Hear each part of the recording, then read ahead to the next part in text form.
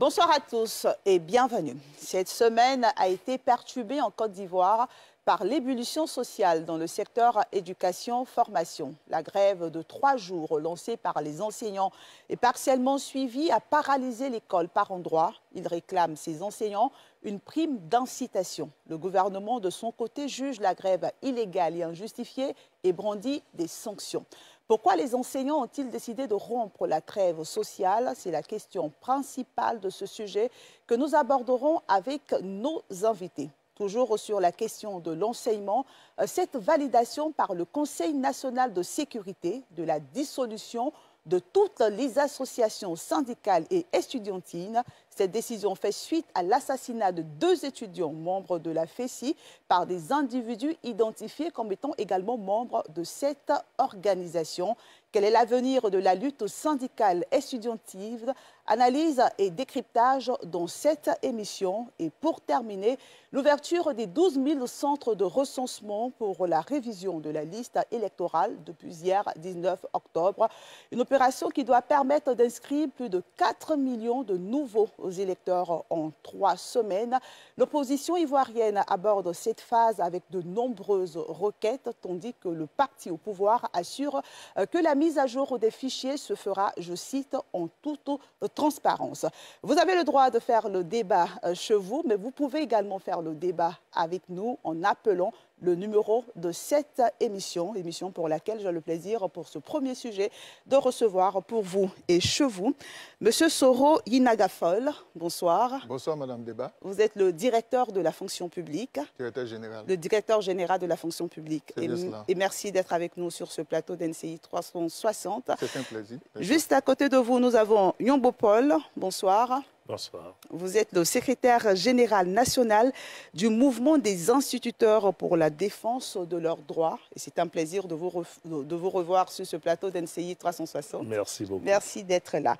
Bliblé David, bonsoir. Bonsoir. Vous êtes le secrétaire général de la Confédération ivoirienne des syndicalistes Dignité. Des syndicats libres. Des syndicats libres Dignité. D'accord. Merci d'être avec nous. Merci. OK. Assalé Tiemoko Antoine, bonsoir. Bonsoir. Toujours journaliste. Toujours journaliste. D'accord. Député maire de Tiasalé et désormais président du mouvement politique ADCI, aujourd'hui, demain, Côte d'Ivoire. C'est cela. Merci, messieurs, d'avoir répondu à notre invitation. Avant d'ouvrir le débat, je vous propose ce reportage de la rédaction de NCI qui fait le constat de la grève des enseignants. Le directeur général de la fonction publique, je vais commencer avec vous. Comment avez-vous vécu ces 3 jours de grève? On sait que la grève a été suivie, comme on l'a vu dans le reportage, par les enseignants. Comment vous, en tant que directeur général de la fonction publique, vous avez passé ces 3 jours? Bien, merci bien Madame Débat pour l'occasion que vous nous donnez encore une fois, au nom de Madame le ministre d'État Anne Désiré Loto, de nous prononcer sur un aspect de la gestion de nos ressources humaines, puisqu'il s'agit de ressources humaines, puisque les fonctionnaires ou les enseignants et les personnels de santé qui avaient appelé à une grève sont des fonctionnaires, donc ils font partie de nos ressources humaines. Okay. Alors, pour répondre à votre question, évidemment, nous avons suivi cela, puisque c'est un appel qui avait été lancé et qui était susceptible de perturber aussi bien l'école que nos hôpitaux.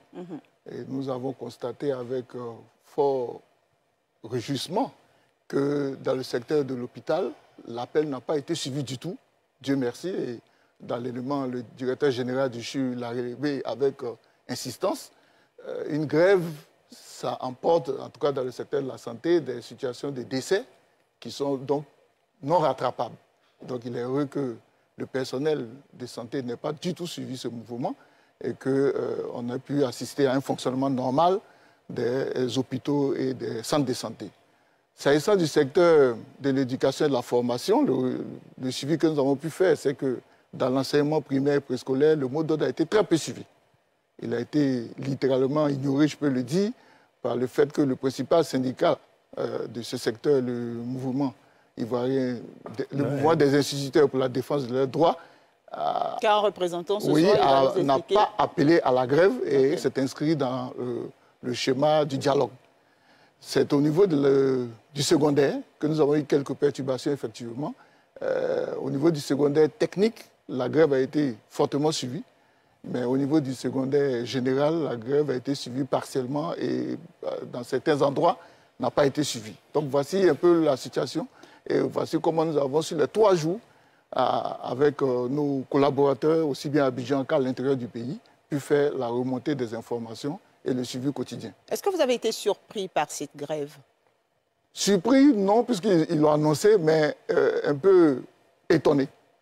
Pourquoi étonné? Étonné parce que le gouvernement, et depuis que moi j'étais jeune fonctionnaire, les syndicalistes que je connais très bien, avaient une rengaine. C'était que le gouvernement ne s'inscrivait pas dans le dialogue.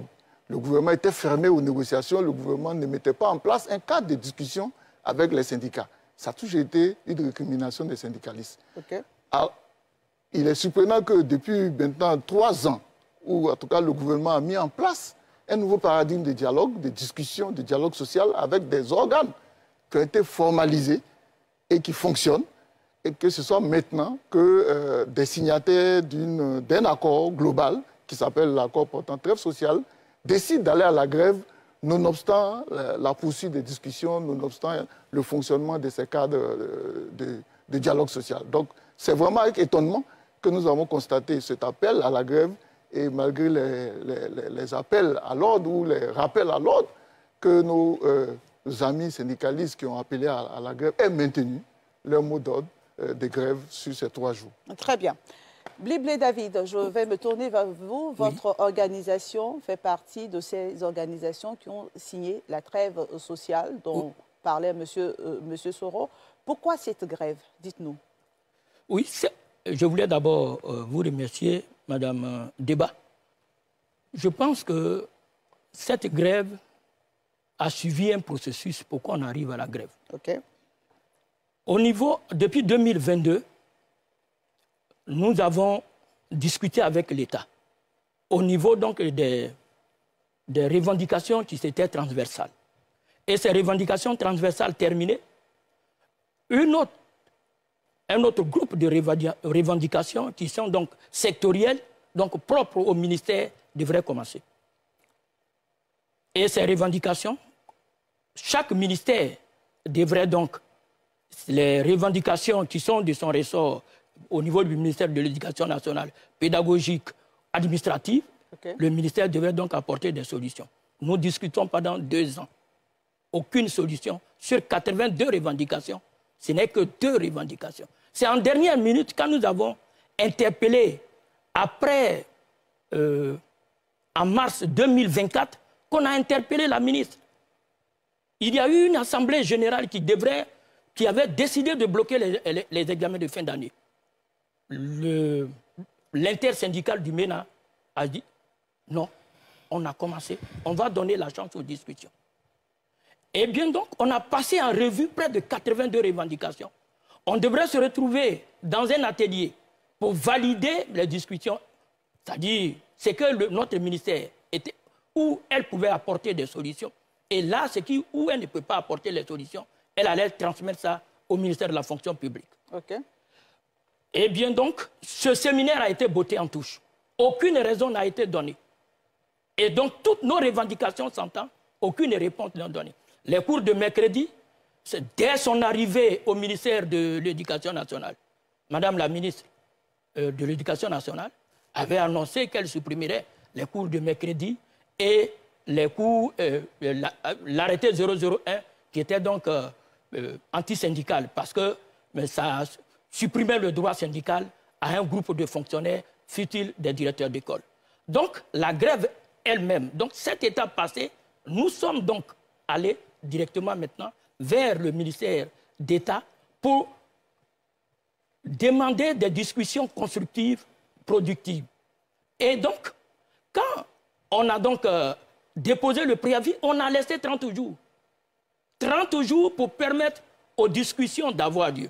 Et c'est dans ce sens-là qu'on a été reçu par le comité consultatif et le comité de dialogue dans la fonction publique. Et puis ensuite, le comité, Madame la ministre d'État, elle nous reçoit. Et c'est là qu'elle nous propose un cadre.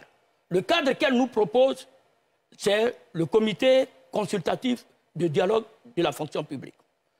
En nous proposant ce cadre, il y avait une panoplie de sujets à débattre dans ce cadre. Okay. Pour la période 2024-2025. Nous avons dit, lors de nos échanges directs avec Madame, de mettre en priorité notre revendication sur la prime d'incitation au trimestriel aux enseignants de Côte d'Ivoire. Bon, cela, on n'a pas pu avoir la réponse idoine lors du lancement. Et nous avons demandé une autre exigence qui était donc un calendrier, parce que nous venons de sortir des autres ministères techniques, parce qu'il n'y avait pas de calendrier précis. Okay. Il n'y a pas de calendrier précis. Voilà. D'accord. Et puis, je voulais un peu dire, par rapport à ce que le directeur général vient de dire, la grève a été peu suivie. Je pense que ce n'est pas la bonne information. C'est quoi la bonne information? La bonne information, c'est vrai, à certains endroits, au niveau d'Abidjan, la grève n'a pas été suivie. Mais d'une manière générale, que ce soit au primaire, à l'intérieur du pays, dans certains quartiers d'Abidjan, la grève a été massivement suivie. Pour vous, c'est un succès? Vous êtes satisfait de... Oui, mais c'est un appel. C'est un appel par rapport à l'importance de la revendication à l'État de Côte d'Ivoire. C'est un appel par rapport à l'importance. Je voudrais donc souligner en même temps, vous dire que les enseignants, quand il s'agit de l'amélioration de leurs conditions de vie, n'ont pas de syndicat. Ils suivent l'organisation qui est capable de leur apporter des solutions à l'amélioration de leurs conditions de vie. D'accord. Bible, David, on vous a bien compris. Vous dites que la grève a été suivie. C'est votre point de vue et on le respecte. Et sur ce plateau, nous avons un autre mouvement syndical qui, lui, n'a pas suivi la grève. Nyombo Paul, pourquoi? Est-ce parce que vous n'êtes pas d'accord avec ces revendications ou vous vous inscrivez dans ces revendications, mais vous avez une autre approche? Dites-nous. Merci beaucoup. Je pense que pour les téléspectateurs qui nous écoutent, il faut qu'ils maîtrisent la dimension de la personne qui parle. Je suis Paul Nyombo. Je suis un acteur très important du décrochage en 1999. Je suis un acteur essentiel de l'obtention de l'indemnité de logement.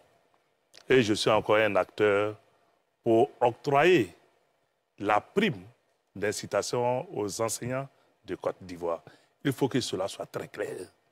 Les approches divergent. Pourquoi? Les approches divergent parce que nous nous sommes inscrits dans la discussion. Lorsque notre ministre a été nommé, Madame la ministre Marietou, qu'elle a été nommée, professeure, qu'elle a été nommée, elle nous inscrit dans la discussion. La question, par exemple, des cours de mercredi a été instaurée en 2016. Ce n'est qu'avec l'avènement de la professeure et dans la discussion que nous avons réussi à faire partie de cette revendication. La question de la syndicalisation des directeurs d'école a été réglée dans la discussion. Et nous, le mouvement des instituteurs pour la défense de leurs droits, était en pleine discussion avec l'autorité politique. Donc nous n'avons pas trouvé nécessaire d'aller en grève parce qu'on va en grève lorsqu'il y a un blocage. Quel était le blocage? Nous, à notre niveau, nous n'avons pas constaté de blocage. J'ai fait une assemblée générale le 28 septembre. Le 27 septembre, j'ai été reçu à la fonction publique pour m'informer de ce qu'un cadre de gestion de la question contradictoire allait être créé pour gérer la contradiction. Après, à la primature, le cadre est mis en place. Quand je regarde là, d'abord, ça a été mis en place par un décret signé par le président de la République qui s'inscrit dans la résolution du problème. C'est le président de la République qui signe un décret pour créer le cadre de discussion et de gestion de la revendication. C'est vrai que dans les points qui ont été énoncés, la question ne venait pas en numéro 1, mais la question était bien inscrite dans les différents points qui étaient inscrits et qui devaient être discutés à l'intérieur de la commission. Mais à partir du moment que la commission, dans sa gestion, dans la discussion, elle peut faire d'un point qui a été énoncé dans la présentation de la commission comme point 5, la commission peut la mettre en point 1. Ça dépend de la qualité et de l'argumentaire des acteurs qui sont à l'intérieur. Lorsque je regarde la composition, on a 5 syndicats qui sont des centrales syndicales et 3 fêtières. Je crois qu'au niveau syndical, on était suffisamment représentés pour faire adopter ce point-là comme le point principal. Donc, pour nous, il n'était plus question d'aller... Pour vous, la grève n'avait pas sa raison d'être? Non, pour nous, la grève n'avait pas sa raison d'être. La grève n'avait pas sa raison d'être parce que c'est toute une vision.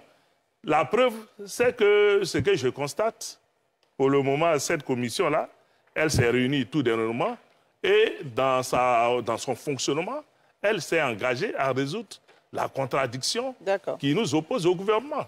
Donc, au regard de ça, cette grève-là n'avait... Bon, je ne la juge pas. Ils ont lancé leur grève. Moi, je ne suis pas membre de leur fêtière.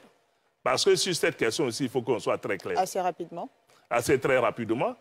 Il n'y a pas eu une création, il n'y a pas eu un congrès ou bien il n'y a pas eu la création formelle d'une fêtière. On était dans le MENA, on s'est réunis, on s'est mis ensemble pour que nous parlons d'une même voix. Mais ça n'avait pas un caractère juridique pour nous imposer d'aller dans tel sens. D'accord, on vous a bien compris. Vous voulez apporter la réplique rapidement? Oui, c'est que je voudrais dire. Ce que je voudrais dire, les 2 réponses qui sont intervenues au niveau du ministère de l'Éducation nationale, les 2 réponses, c'est parce que lorsque nous avions menacé d'aller en Assemblée générale, après une conférence de presse, c'est la première fois que la ministre nous recevait et c'est là qu'elle a donné les 2 éléments de réponse. C'est lorsque nous avons déposé le préavis de grève que le comité consultatif de la fonction publique, qui devrait être mis en place il y a depuis mars 2023, a été mis en place. Le comité consultatif devrait être mis en place depuis mars 2023. Donc, ce qu'il dit, notre grève, et cette question dont on parle, aujourd'hui, elle est devenue une question prioritaire. Par rapport à l'action que nous avons menée, elle est devenue aujourd'hui une question prioritaire. Donc, on n'avait pas... Quand une situation se pose, il faut la regarder. Aujourd'hui, tout à l'heure, vous avez souligné qu'effectivement, on a signé un protocole d'accord. Oui, on a signé un protocole d'accord. En 2022? Oui, en 2022. Mais quand on a signé ce protocole d'accord, qui était le premier à violer le protocole d'accord? C'était l'État lui-même. Comment? La réforme d'impôts, c'est inscrit dans le protocole d'accord. C'est dans le comité consultatif de la fonction publique qu'on doit régler la question de la réforme des impôts. C'est écrit noir sur blanc comme étant un élément du protocole d'accord. Et l'État, de façon unilatérale, sort de ce protocole d'accord pour faire adopter au président de la République une ordonnance qui institue de façon unilatérale la réforme des impôts. Première violation. D'accord. Donc, ça veut dire quoi? Nous, avant d'aller en grève, on a donné 30 jours. Ça veut dire qu'on voulait négocier. Quelqu'un qui veut... Aujourd'hui, notre procédure est connue. C'est vrai, on va revenir sur la procédure. Mais elle est connue, c'est 6 jours ouvrables. D'accord, ok. Là où on a donné 30 jours. D'accord, on vous a bien compris. Assalé Tchomoko, vous êtes un élu de la nation. D'un côté, on a le gouvernement qui juge illégal, injustifié cette grève. On a des enseignants qui ont des revendications, mais même au sein des enseignants qui ne sont pas d'accord sur la méthodologie à adopter. Votre analyse de la situation? Alors, il y a plusieurs éléments qui rentrent en ligne de compte quand on écoute les uns et les autres. Quand j'écoute les autorités, les ministres qui sont intervenus dans votre reportage, il parle du caractère illégal de la grève. Alors, on ne peut pas déclarer la grève illégale sans donner les éléments constitutifs de cette illégalité. Puisque le droit de grève est un droit constitutionnel, les fonctionnaires ont le droit d'aller en grève. Après, il appartient à l'État de vérifier si les procédures ont été suivies. Tels qu'ils s'expriment, ils disent qu'ils ont suivi les procédures. Si l'État déclare la grève illégale, il faut que l'État apporte les éléments qui permettent de dire qu'ils n'ont pas respecté les procédures. On ne dit pas que la grève est illégale du simple fait qu'il y a un comité consultatif qui a été mis en place. Ce n'est pas de ça qu'il s'agit, ce n'est pas dans la loi, ça. Et donc, il faut qu'on donne les éléments qui permettent de dire que la grève est illégale. Moi, en tant qu'élu, j'attends ces éléments-là. Deuxième chose, il faut qu'on se dise que on ne peut pas trouver un seul fonctionnaire en Côte d'Ivoire qui soit contre le principe du versement d'une prime aux fonctionnaires. Ça n'existe pas. La grève peut ne pas être suivie par endroits, mais on sait tous que, de façon unanime, tous les fonctionnaires de Côte d'Ivoire, en tout cas ceux qui ne bénéficient pas de primes, sont tous d'accord qu'il faut instituer une prime.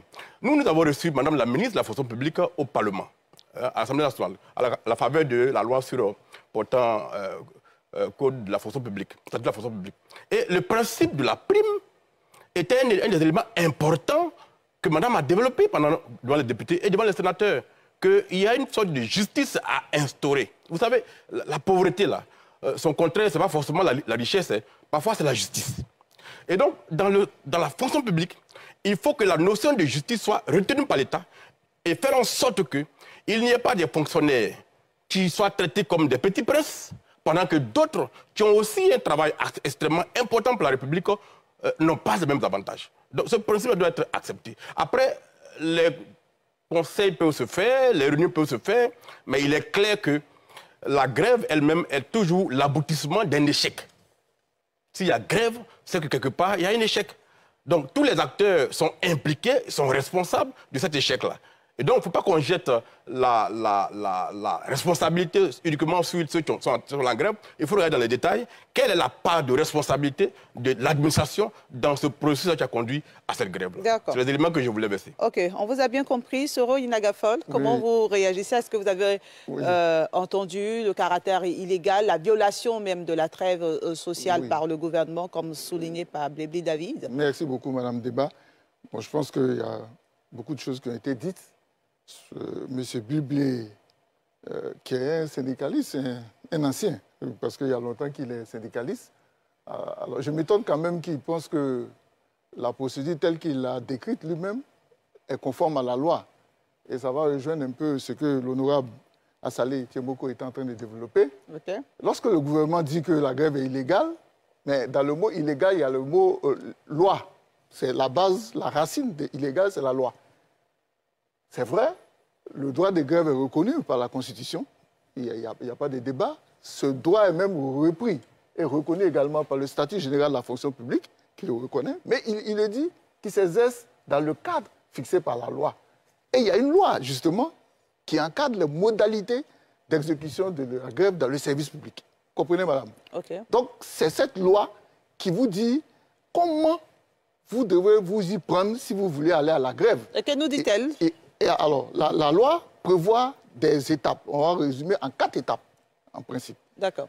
Lorsque le problème survient, l'organisation ou le syndicat qui porte le problème rentre en discussion avec l'autorité immédiate. Donc, si on prend le cas du ministère de l'Éducation nationale, donc l'intersyndical rentre en discussion avec madame le professeur Mariatou Kodé pour trouver une solution en interne. Et si la solution est trouvée en interne, bon, le problème est réglé. Lorsque la question dépasse le cadre sectoriel, la seconde étape, ou la deuxième étape prescrite par la loi, c'est d'aller vers le ministre de la fonction publique, qui est donc le gestionnaire des ressources humaines de l'ensemble de l'administration, pour trouver une solution à ce niveau. Lorsqu'on trouve une solution, bon, tant mieux. Lorsqu'on ne trouve pas de solution, on passe à la troisième étape, qui est l'étape du Premier ministre. Et c'est écrit dans la loi. Il est heureux que nous ayons autour de la table un représentant de la nation, un député de la nation. C'est écrit dans la loi.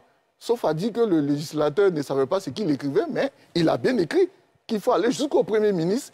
Et c'est lorsqu'il y a un échec au niveau du Premier ministre, c'est-à-dire lorsque le Premier ministre n'a pas pu donner une réponse à la préoccupation ou au problème posé, que l'organisation syndicale qui était porteuse de la préoccupation peut déposer un préavis de grève. C'est là seulement que l'organisation peut déposer un préavis de grève et le délai, c'est 6 jours minimum entre le moment où elle dépose le préavis et la date projetée pour entrer en grève. Voilà la procédure. Il ne s'agit pas de déposer un préavis aujourd'hui et de donner 30 jours, comme je l'ai entendu, et puis dire non, c'est légal. C'est totalement illégal parce que pour que ce soit légal, il faut suivre la procédure prescrite par la loi numéro 92-571 du 11 septembre 1992 portant modalité d'exécution de la grève dans les services publics. C'est une loi qui a été voté au même moment, ou le même jour que l'ancien statut général de la fonction publique, le 11 septembre 1992. Donc c'est très important que cela soit dit.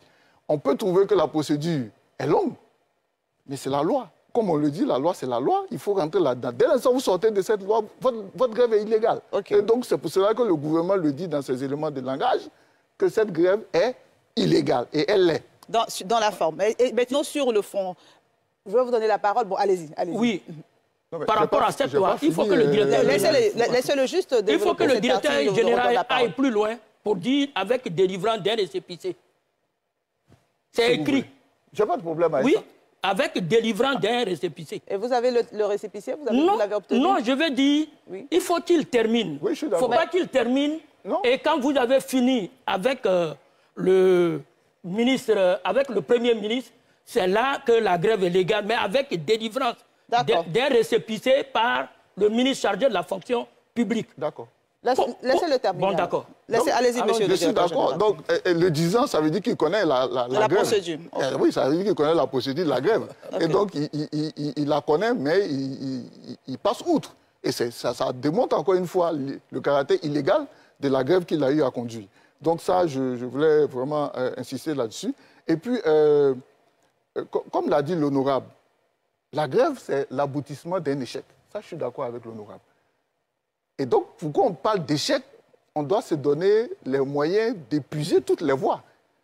Parce qu'aujourd'hui, est-ce qu'on peut dire raisonnablement que c'est la question de la discussion autour de la prime, qui est la question centrale, qu'on a un échec? Non, on n'est pas un échec parce qu'on a à peine commencé les discussions. Les discussions dont il parle, il dit que depuis 2 ans, ils sont en discussion avec le ministère de l'Éducation nationale. Mais ça, ce sont des discussions sectorielles qui sont également menées dans d'autres ministères. Donc, on ne peut pas préjuger du fait que ça fait 2 ans, vous discutez, et donc c'est un échec, on va à la grève. Oh, il ne faut pas rentrer dans l'émotion. Vous n'avez pas été saisi du dossier, vous, en tant que ministère de la fonction publique? Non, il a dit. On a été saisi que lorsqu'ils ont lancé, comme il a dit, son préavis de 30 jours, là. Vous voyez? Or, ce n'est pas comme ça que la démarche est. Ça, c'est d'un. Et de deux, le problème le gouvernement aurait rompu la trêve.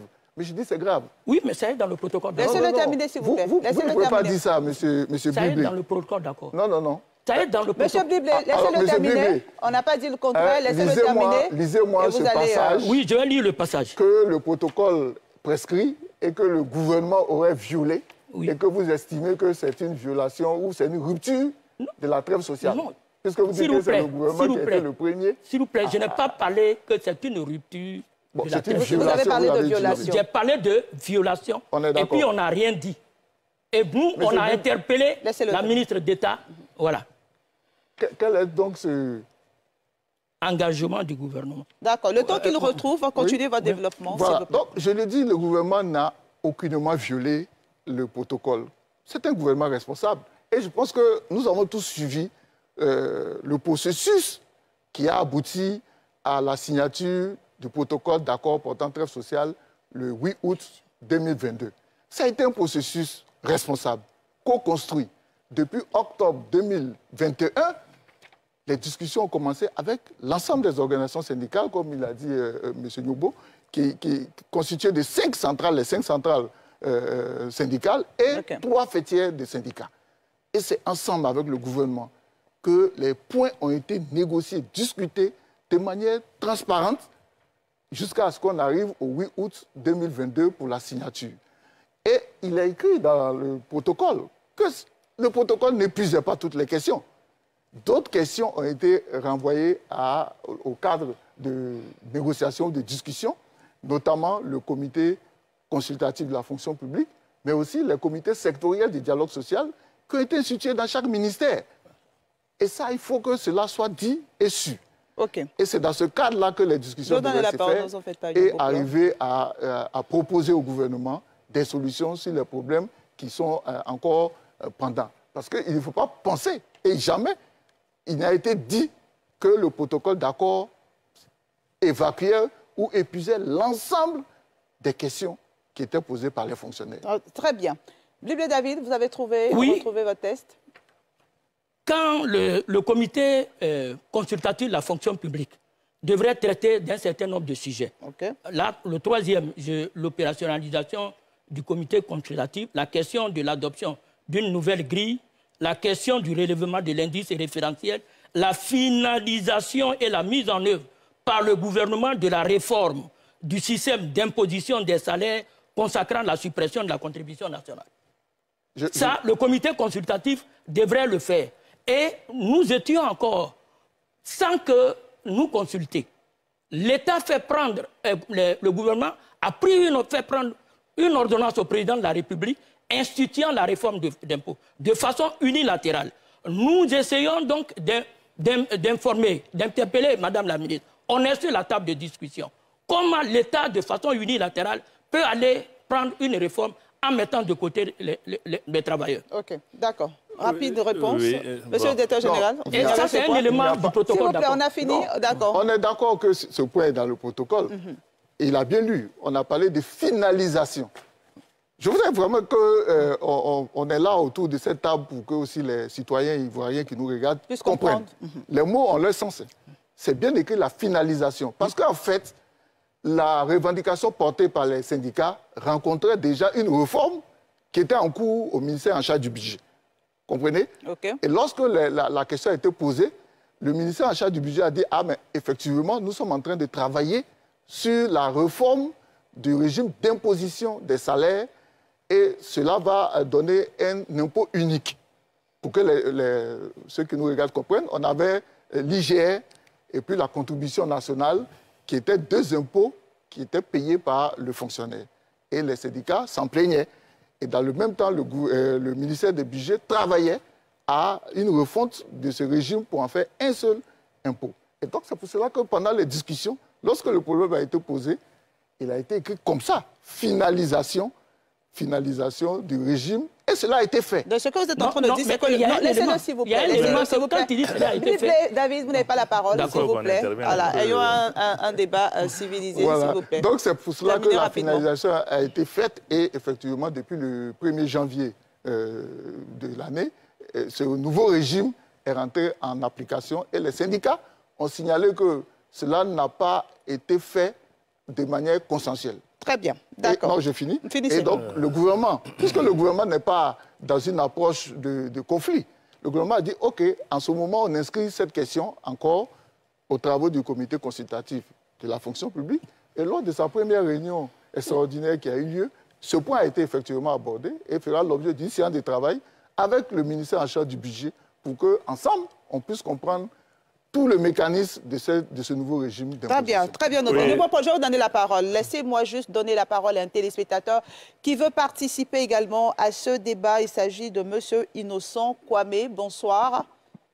Oui, bonsoir madame. Vous nous appelez de Angré, de la commune de Cocody, et pour vous, la prime doit être donnée à tous les fonctionnaires, si j'ai bien noté votre point. Effectivement. Vous savez, aujourd'hui, la prime qui est reversée aux fonctionnaires des régimes financiers est reversée pour ne pas que ces fonctionnaires soient corruptibles. Sont-ils vraiment incorruptibles? Chacun en jugera.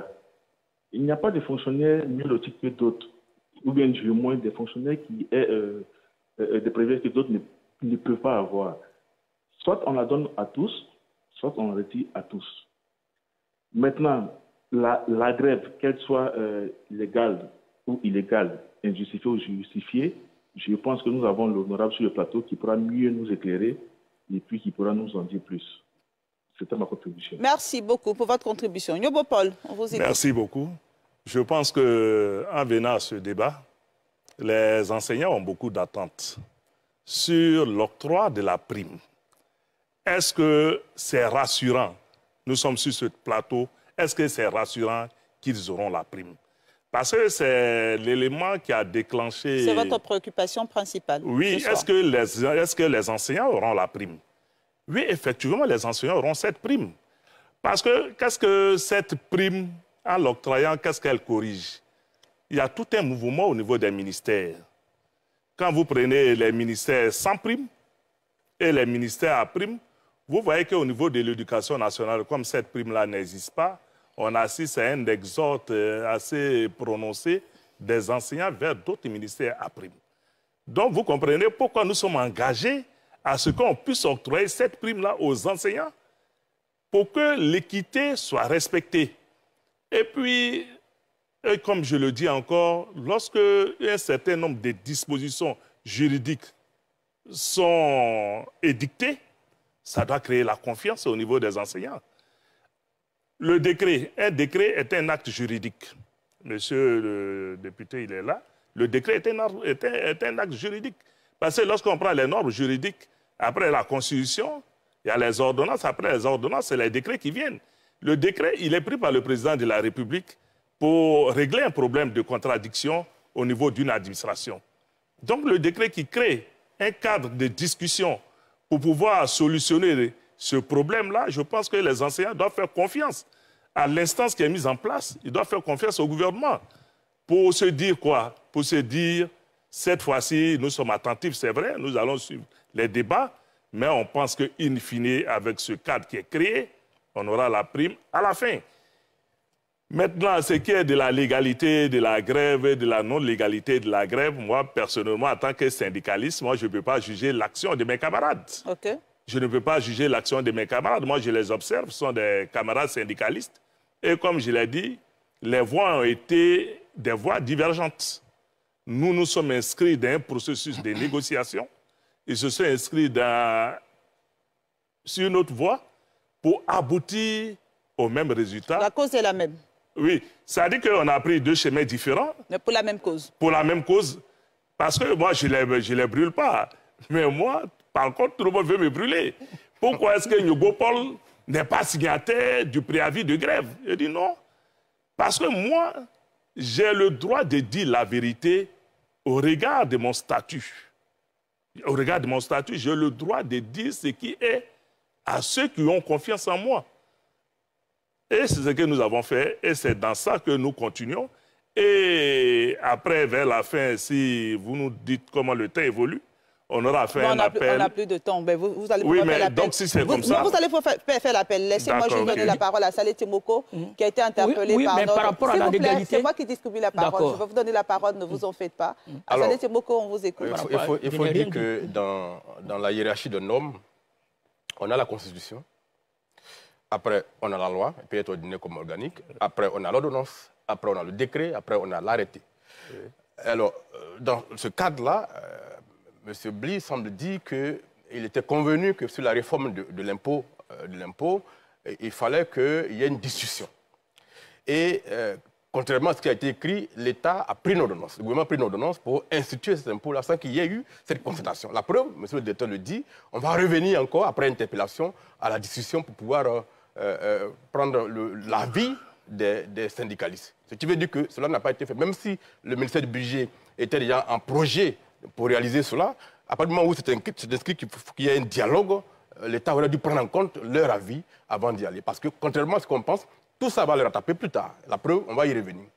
Sur la question de la prime, je suis content que M.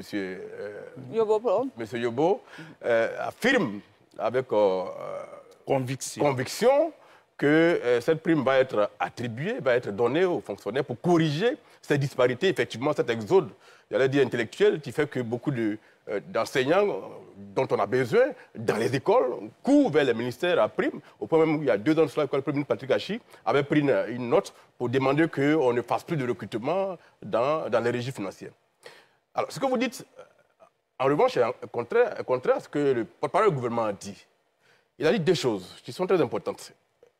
Le porte-parole dit que la revendication en question n'a pas de fonds documentaires. Voilà. C'est-à-dire que le gouvernement ne sait pas de quoi il s'agit. C'est très clair. Donc ce que vous dites là, ça rentre en conflit avec ce que le ministre a dit, puisqu'il dit que l'État de Côte d'Ivoire n'est pas au courant de ce dont il s'agit quand on parle de primes. Première chose. Deuxième chose... En termes d'information, non, vous allez continuer. Laissez-le terminer, je vais vous donner une loi. Je vais vous donner une loi qui institue la prime, avec les différents montants. D'accord, mais laissez-le terminer. Moi, je prends ce que le ministre a dit. Sa vidéo est disponible. Oui, je l'ai vu. Voilà, il dit qu'il n'y a pas de fonds documentaires. Donc, l'État ne sait pas de quoi il s'agit lorsqu'on parle de primes à instituer. Première chose. Deuxième chose, les enseignants eux-mêmes n'ont pas expliqué quel va être l'impact financier de cette prime-là sur le budget de l'État. Voilà les 2 choses qu'il a dites. Et donc, cela va en conflit avec ce que vous venez de dire là. Donc, l'État lui-même, à ce jour, ne connaît pas l'impact que cela va avoir sur son budget. Et par conséquent, on n'est pas demain la veille de la création de cette prime-là. Donc, il ne faut pas affirmer... Rapidement, par rapport à ce qu'a dit. Ensuite, je vous donne la parole. Oui, ce que je voulais dire, au niveau de l'éducation nationale, des propositions ont été faites par les différentes fêtières. Des propositions ont été faites. Mais les propositions n'ont pas été suffisamment argumentées. Ils ont donné des montants. Les fêtières ont donné, la fêtière éducation nationale a donné des montants. Mais ça n'a pas été suffisamment argumenté. L'autre élément, il existe un décret qui institue les primes. Le décret date de... C'est un décret de 2008, s'il vous plaît. Non, je viens. Laissez-le terminer. Laissez-le terminer. Pas que ce soit un débat. Parce que vous m'avez dit que je suis en contradiction avec ce que j'énonce. Non, je suis en contradiction avec le porte-parole du gouvernement par rapport à ce qu'il énonce. Moi, je ne juge pas le porte-parole du gouvernement. Ce que je sais, c'est qu'il existe un décret qui institue les primes au niveau de la Côte d'Ivoire. D'accord. Juste un mot dessus.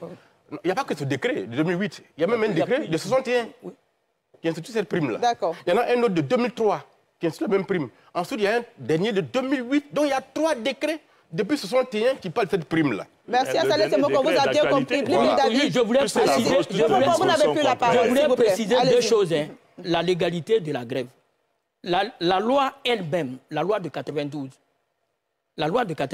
elle n'est pas opérationnelle. Parce que on ne peut pas donner, la Constitution ne peut pas donner la grève d'une main et la loi la retire de l'autre. On ne peut pas demander à des organisations syndicales d'avoir un récépissé avant d'aller à grève. Et c'est pourquoi cette loi, elle existe. Mais elle n'a jamais été appliquée. Eux-mêmes n'ont jamais donné de récépissé. Donc cette loi n'a jamais été appliquée. Ce qui a été appliqué, c'est ce qui se trouve dans le Code du travail. Les 6 jours observables. Qu'ils me disent un jour où ils ont donné. Et cette loi, pourquoi elle va en contradiction avec la Convention 87 de l'OIT que la Côte d'Ivoire a ratifiée sur la liberté syndicale. Ça, c'est d'une part. En ce qui concerne le fonds documentaire, nous avons bel et bien un fonds documentaire. Nous avons déjà travaillé sur des propositions qu'on a transmises à notre ministre. Et c'est là le conflit. Venons, on va valider pour transmettre. La validation ne vient pas. La validation ne vient pas. Tout à l'heure, peut-être vous ne m'avez pas bien compris. Je vous ai dit, quand on a travaillé, il y a des revendications qui sont de son ressort. Et il y a des revendications qui ne sont pas de son ressort. Et ce qui ne sont pas de son ressort, elle devrait les transmettre aux autorités, aux ministres, ou à l'interministériel pour pouvoir les gérer. Ça, vous l'avez dit, on l'a compris. Donc, on a bel et bien un fonds documentaire. Okay. Et donc, par rapport, vous, et jusqu'à présent, par rapport à cette question, on tergiverse. Nous, on n'a pas de visibilité sur l'obtention de la prime. Que Nyobo lui soit rassuré, c'est une bonne chose. Mais nous, on n'a pas de visibilité. Vous n'avez pas de visibilité. On n'a pas de visibilité. Vous n'avez pas d'assurance. Parce que quand des ministres vont tenir des réunions, par-ci, par-là, sur toute l'étendue du territoire national, pour dissuader les enseignants que cette question de prime-là, où on va avoir l'argent pour payer, ça nous pose problème. OK. D'accord. Avant de vous donner la parole, monsieur le directeur général. Oui. OK, Bliblé, David, on vous a bien compris. On a un téléspectateur qui nous appelle depuis Tia Salé. Je sais que ce soir, on est très suivi de Tia Salé en raison de la présence d'Saleh Semoko. Donc, il nous appelle. C'est un enseignant, monsieur Jean Okofi, qui veut parler des injustices au niveau de l'enseignement. Bonsoir, monsieur. Oui, bonsoir, madame. On vous écoute. Oui, en fait, je voudrais juste donner mon avis par rapport au débat du soir. Okay. Il faut dire qu'en Côte d'Ivoire, s'il y a des fonctionnaires qui méritent... Allô? On vous entend parfaitement. Oui, pour moi, en Côte d'Ivoire, s'il y a des fonctionnaires qui méritent la prime, je dirais que ce sont les enseignants. Aujourd'hui, quand on prend le cas des instituteurs, c'est bien vrai. Je suis content de trouver sur votre plateau nos représentants, nos secrétaires généraux de syndicats, bien habillés dans des vestes, peut-être même qui ont garé des grosses voitures avant de se retrouver sur le plateau. Mais aujourd'hui, prenez le cas d'un instituteur. Quand on parle d'école primaire, c'est la Côte d'Ivoire profonde. Il y a des instituteurs qui mettent même le sac sur la tête pour parcourir les champs de cacaoyers pour se retrouver à leur poste. Madame, de vous à moi, est-ce qu'à ces fonctionnaires-là, c'est leur octroyer une prime, est-ce que c'est mal fait? Aujourd'hui, vous allez retrouver des instituteurs dans des localités où il n'y a même pas d'eau, où il n'y a même pas d'électricité, où il n'y a même pas de centre de santé. Allez-y à Rosalie Koro, allez-y à Nguessan Koro. Vous allez voir la réalité. L'école primaire, ce n'est pas en ville. Allez-y dans la Côte d'Ivoire profonde. Et quand vous allez ressortir, on ne va même pas vous demander quelque chose. Vous allez dire que les enseignants prenaient votre prix. C'est de ça qu'il s'agit. Aujourd'hui, c'est vrai, on parle de caractère illégal ou légal de la grève, mais ce qu'on retient, c'est que l'appel a été entendu là où il fallait. Okay. C'est ce que nous retient. C'est ce que nous retient parce que ce n'est pas avec le cœur en joie que certains enseignants ont fermé la classe, mais il fallait quand même ce mouvement-là pour que les gens nous regardent, pour qu'on sache qu'il y a quelque chose qui ne va pas. Et aujourd'hui, on l'a compris, tout le monde a compris. Vraiment, je remercie ceux qui ont lancé la grève. J'appelle aussi le camarade Nyongo Paul à vraiment nous montrer ce qu'on sait de lui, parce que le MIDD, qu'on le reconnaisse ou pas, le MIDD est le syndicat fort au niveau du primaire. Et ce syndicat fort-là, c'est de dire oui fort ce qui ne va pas. Et donc, nous attendons que le MIDD crie aussi, le MIDD rejoigne la bataille. Monsieur Jean Kofi, merci pour votre appel. Monsieur le directeur général, je me tourne vers vous. Nyobopol a l'assurance que la prime sera payée. Bliblé David est inquiet quant au paiement de cette prime. On a entendu ce téléspectateur. La journaliste en moi ce soir vous demande sur la question de la prime des enseignants. Qu'est-ce qui est en train d'être fait? Est-ce qu'on a l'assurance que c'est une revendication qui est prise en compte ou alors c'est un dossier qui va être étudié? Bon, merci beaucoup, Madame Débat. Je voudrais, avant de répondre à votre question, revenir sur un point précis que M. Bliblé a soulevé, qui dit que la loi de 92 n'a jamais été appliquée. Mais parce que justement, il n'a jamais emprunté la loi de 92. Pour avoir le récépissé, il faut effectivement traverser les étapes que j'ai indiquées. Mais si vous n'avez pas traversé les étapes, on ne peut pas vous donner un récépissé. Le récépissé n'a de sens que si vous respectez la loi. Et si on veut être un citoyen modèle, il faut accepter les lois que son pays s'est librement données et ne pas rentrer en rébellion vis-à-vis de la loi. Or là, c'est une rébellion, le fait de dire que c'est une loi et qu'on ne l'applique pas parce que bon, elle ne convient pas à votre entendement. Et vous allez plus loin pour dire que cette loi violerait une convention de l'OIT. Oui. Bon, moi, je ne suis pas en mesure ici, je ne suis pas en mesure ici de dire que le législateur ou les représentants de la nation ne sont pas conscients des lois qu'ils votent et qu'on ne fait pas l'harmonie des lois, l'harmonie des normes, comme l'honorable l'a indiqué tout à l'heure, et qu'on se permet de ratifier des conventions et de prendre des lois qui viennent violer ou qui viennent vider ces conventions de leur contenu. Je vous laisse la responsabilité de ce propos. Mais ce que je veux dire, et j'ai entendu beaucoup de personnes parler d'injustice, etc., sur la question de la prime des enseignants, plus spécifiquement. Je dois dire que nous qui réclament un traitement égal au niveau des fonctionnaires. Voilà. Mais justement, quand on parle de traitement égal, mais les enseignants ont une grille décrochée. Ça, il faut le dire. Quand j'entends, oui, l'enseignant, il est ceci, il est cela, oui.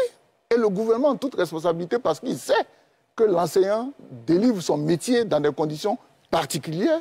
L'État de Côte d'Ivoire, depuis 1976, lui a donné une grille spéciale. Il faut que cela soit dit. On peut après trouver qu'il faut améliorer, mais il ne faut pas faire croire, parce que de tous les propos que j'entends, que bon, les enseignants n'ont jamais fait l'objet d'une attention particulière de l'État, du gouvernement. Ce n'est pas vrai. Le gouvernement est conscient que l'une des bases du développement socio-économique d'une nation, c'est l'éducation. Et à partir de cet instant, il fallait donner les clés aux enseignants d'être dans les bonnes conditions pour délivrer l'éducation à nos petits frères, à nos enfants. Il l'a fait depuis 1976 en optant pour une grille particulière. Maintenant, quand on vient prendre la question de la prime, qui est une question fédératrice, parce que je crois que l'honorable l'a dit, je ne vois pas dans quel milieu vous allez aller dire on va lutter pour vous donner des primes et puis les gens ne vont pas être mobilisés.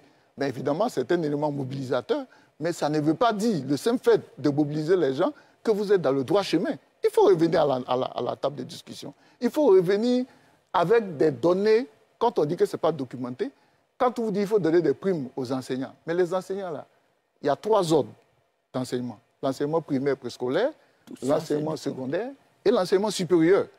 Est-ce que c'est des 3 ordres qu'on parle ou bien de quel ordre on parle? En ce moment, si on parle d'un ordre précis, à l'intérieur de cet ordre-là, il y a des grades. Quelle est la prime que vous voulez donner? Quel est le niveau, le quantum de prime que vous voulez donner? Si tout ça c'est donné, ça vous donne un montant global. C'est ce qu'il faut mettre sur la table du gouvernement pour que le gouvernement puisse se dire « Ah, nous sommes en mesure de supporter le coût ou pas. » Ou alors, à quel horizon on peut le faire. Mais cet exercice, lorsqu'il n'est pas fait, le porte-parole du gouvernement ne peut que dire qu'il n'y a pas de documentation sur la question et que le gouvernement ne peut pas se prononcer. C'est donc un dossier qui n'est pas sur votre table. Le dossier n'est pas à maturité, madame. Ok, d'accord. Et la question n'a pas été... Vous aurez la parole, ne vous en faites pas. La question n'a pas été éludée. Elle n'a jamais été éludée. La question a toujours été au centre des préoccupations. Et comme je l'ai dit, ce n'est pas seulement les enseignants. Lorsque nous faisons le point aujourd'hui, nous avons aussi les 33 ministères qui composent l'architecture gouvernementale actuelle, 16 ministères qui ont des primes internes. Okay. Donc, il y a 17 qui n'en bénéficient pas, mais il y a 16 qui ont des primes internes. Donc, la situation est disparate, elle n'est pas uniforme. Donc, il faut faire un état des lieux et adresser la question de comment ces primes sont payées dans ces 16 ministères et voir justement pour les 17 ministères restants, qu'est-ce qui peut être fait. Donc, c'est ce travail qui a commencé et qui va continuer. Et nous appelons vraiment les syndicalistes à revenir dans ce cadre pour qu'on trouve une solution. D'accord, bien noté. Messieurs, je vais vous proposer une méthodologie pour nous permettre de refermer ce thème parce que nous avons un agenda à respecter. Je vais vous donner votre dernier mot sur la question. Ensuite, Bli David qui va se prononcer. Allez-y, Nyobopol. Merci encore.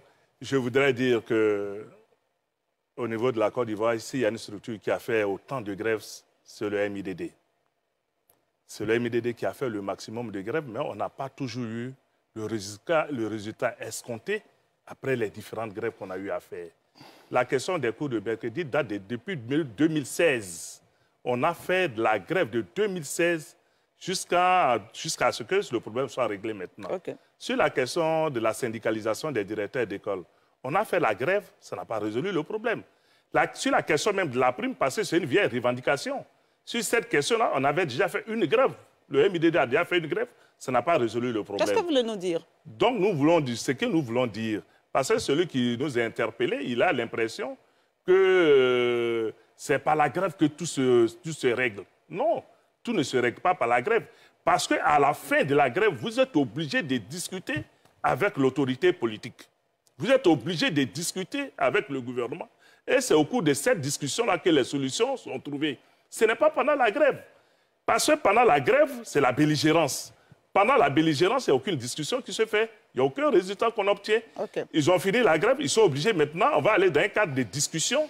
Et c'est dans ce cadre de discussion que les solutions seront proposées aux enseignants que nous sommes.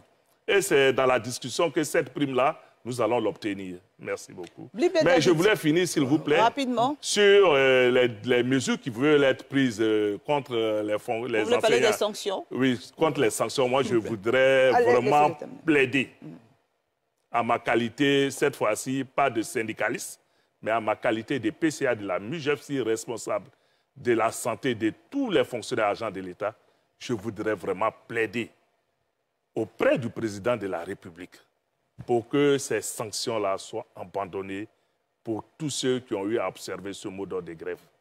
C'est mon cri de cœur, c'est vraiment mon plaidoyer et vraiment, je voudrais que ceux qui vont attendre ce message puissent le traduire au chef de l'État pour qu'on soit vraiment inscrit dans la discussion et qu'on n'ait pas à prendre en fin d'année là des décisions financières contre les enseignants, contre mes collègues. Merci, c'est sur ça que je finis. On vous a bien compris. Bli David. Moi, ce que je voudrais dire au Premier ministre, au Président de la République, que ce qui s'est passé, cette grève, montre l'attente des enseignants de Côte d'Ivoire par rapport à la prime. Que nous avons bel et bien un fonds documentaire par rapport à cette prime, par grade et par emploi.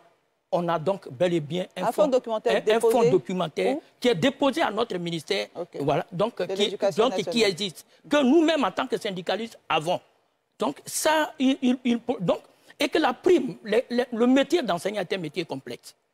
Est un métier complexe. L'enseignant, c'est celui qui se trouve là où il n'y a pas de fonctionnaire.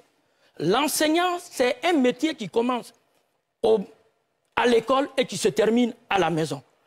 L'enseignant n'a que son seul atout, son salaire, qui rentre dans ses activités professionnelles. Eh bien donc, tout à l'heure, il a parlé de la grille. La grille a été vidée pratiquement de sa substance, avec les différentes révalorisations qui ont été faites, où des indices ont été attribués à plusieurs emplois. Mais à côté de ces emplois, il y a aujourd'hui des indemnités qui permettent à ces travailleurs-là d'avoir accès à l'immobilier. L'enseignant, même s'il a 300 000, 400 000, ne peut pas souscrire, 500 000 ne peut pas souscrire à une opération immobilière. Donc nous demandons ces primes. Je pense que pour redorer le blason de l'école ivoirienne, nous allons en 2025 aller à une évaluation PASEC. À l'évaluation PASEC de 2019, les enseignants étaient parmi les meilleurs, les enseignants ivoiriens. Mais leurs produits, leurs élèves étaient les derniers. Qu'est-ce qui peut motiver ça? Les enseignants sont démotivés. Aujourd'hui, on ne trouve plus de professeurs de sciences naturelles, professeurs de mathématiques. Ils ne viennent même plus pour aller dans ces filières. Parce qu'il n'y a rien dans l'enseignement aujourd'hui. Il y a près de 11 000 enseignants, 11 000 enseignants qui vont vers les autres ministères. Je crois qu'il faut arrêter l'enseigner. Et il faut que l'État comprenne que c'est un métier essentiel, que c'est l'enseignant qui forme pour aller chercher les autres, pour aller chercher de l'argent. C'est l'enseignant qui forme pour qu'on soit médecin. C'est l'enseignant qui forme pour qu'on soit ingénieur. Et donc, ce métier-là, nous allons nous battre. Nous allons nous battre pour qu'on ait cette prime. On vous a bien compris. Saleh Tchomoko, rapidement, je pense dernier mot sur la question. Pour dire le dernier mot sur la question, je pense qu'on est tous conscients que tout ce qui concerne l'éducation doit être pris au sérieux. Parce que vous ne pouvez pas projeter un pays, vous ne pouvez pas construire une société si vous n'avez pas une bonne éducation. Et l'éducation, ça commence par les enseignants. Quand Mme la ministre est passée au Parlement pour le statut de la fonction publique, c'est moi qui ai pris la parole pour poser le problème de la pénibilité de certaines fonctions en Côte d'Ivoire. Ce principe est extrêmement important. On sait tous que les enseignants, ce sont ceux qui vont dans les zones totalement dépaysées, où il n'y a pas de route, il n'y a pas de courant, il n'y a pas d'eau, il n'y a même pas de banque à 100 km à la ronde, où ils doivent faire... Tout ça a un impact sur leur façon de vivre. Donc l'État de Côte d'Ivoire, il ne faut pas qu'il fasse de la procrastination, c'est-à-dire remettre toujours à demain ce qu'on peut faire aujourd'hui. Dans tous les cas de figure, la question qui est posée aujourd'hui, la prime, il faut que le gouvernement réfléchisse vraiment très sérieusement sur la question parce que tôt ou tard, ça va le rattraper. Ou on le traite de façon totalement responsable, on réunit tous les acteurs et on prend une décision, ou on le voit et dans un an, ça va nous rattraper parce que le budget qu'on va nous proposer maintenant pour le Parlement, dans les grandes lignes, je ne vois pas votre prime dedans. Ça veut dire que 2025, ça n'est pas dedans. Donc, on va passer pour 2026. Il faut mettre ce temps-là à profit pour qu'avant 2026, il y ait une décision, même d'attente, qui peut être appliquée 2 ans ou 3 ans plus tard, mais que les gens soient rassurés qu'ils vont avoir cette prime. Il n'est pas question que certains, vous avez parlé d'indices, les enseignants sont en 1225, d'autres sont en 900, mais quand on fait le point, ceux qui sont en 900, ils ont 2 fois plus de revenus que ceux qui sont en 1225. C'est une...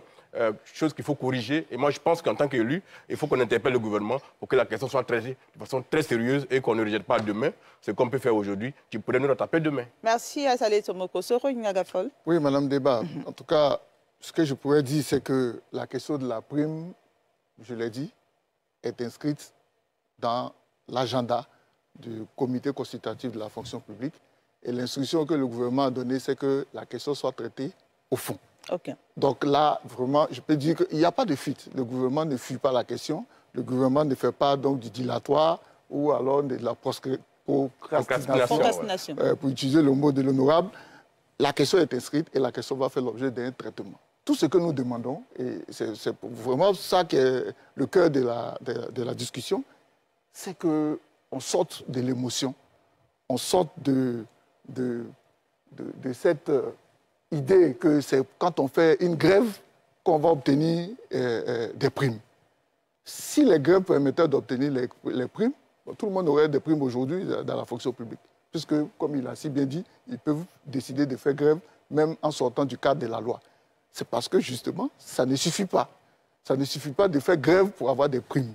Il faut aller à la table de discussion avec un plaidoyer bien argumenté. Et le gouvernement est conscient. L'honorable Assalé a dit que les enseignants sont dans les hameaux les plus reculés. C'est également le cas de nos personnels soignants. Oui, tout à fait. Et le gouvernement le sait. C'est le gouvernement même qui envoie ses agents en mission. Okay. Le gouvernement ne peut pas envoyer ses propres agents en mission et puis les maintenir dans ce misérabilisme pour dire que bon, il ne faut pas les mettre dans les conditions d'épanouissement telles qu'ils puissent donner le meilleur d'eux-mêmes. Ce n'est pas possible. Mais toute chose doit se faire de manière structurée et responsable. D'accord. Un mot rapide sur le plaidoyer de Yongbo Paul en ce qui concerne les sanctions. Ah oui, bon, il a lancé son plaidoyer à la direction du président de la République. Donc je pense que des voix plus autorisées que la mienne le feront. Mais l'idée, c'est qu'il faut éviter qu'on en arrive à ça. Il faut éviter qu'on en arrive à des situations de crise, de rupture, de dialogue, et puis après faire des plaidoyers pour dire qu'il ne faut pas sanctionner, etc. On peut éviter cela. Très bien. Travaillons de manière responsable sur les préoccupations et la fonction publique est prête à apporter les réponses. Très bien. Messieurs, merci d'avoir répondu à notre invitation et d'avoir donné vos avis sur cette question. Je propose à nos téléspectateurs de faire une courte pause. Ensuite, nous allons reprendre nos échanges avec nos derniers sujets de ce soir. Veuillez tout simplement vous abonner et activer la cloche de notification pour ne rien rater. Retrouvez KDV Africa sur YouTube, Facebook, TikTok.